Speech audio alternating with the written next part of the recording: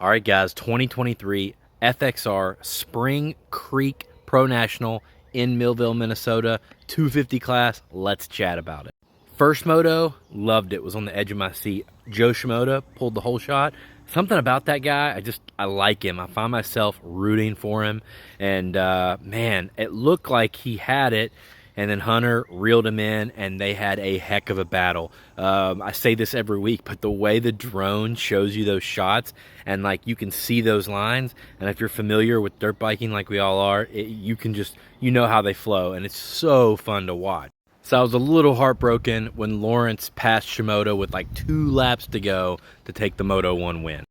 They'd be followed by Hampshire, Cooper, and then Deegan in 5th. It got even worse for Deegan in Moto2 when Hunter got the whole shot and Deegan was out of the top 10 off the start. The lead battle in Moto2 was pretty boring. It looked like Hunter had it.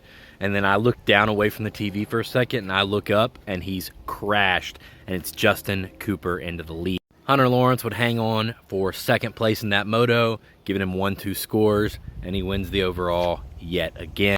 Justin Cooper's 4-1 would edge out Joe Shimoda's 2-3 to round out the podium places. I think the real story of the 250 class was Hayden Deegan, and I'm going to get into that in a separate video by itself. But overall, I love the racing.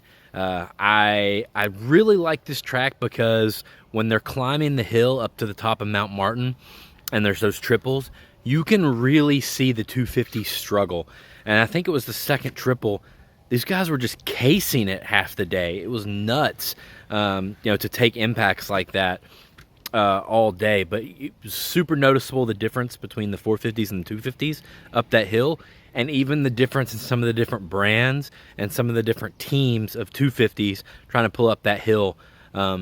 These bikes are so good nowadays, it's hard to really tell the differences between all of them, and we don't get that on all the tracks. So I really enjoyed that. I thought the camera work was done really good, and I even enjoyed some of RC's insight this time too. He did misspeak a lot, just kind of he'd have to correct himself because he'd say the wrong word or mispronounce it. That's no big deal to me at all. He had some pretty good insight, and I thought he was much better than he had been in past weeks, but I know a lot of you guys missed James Stewart.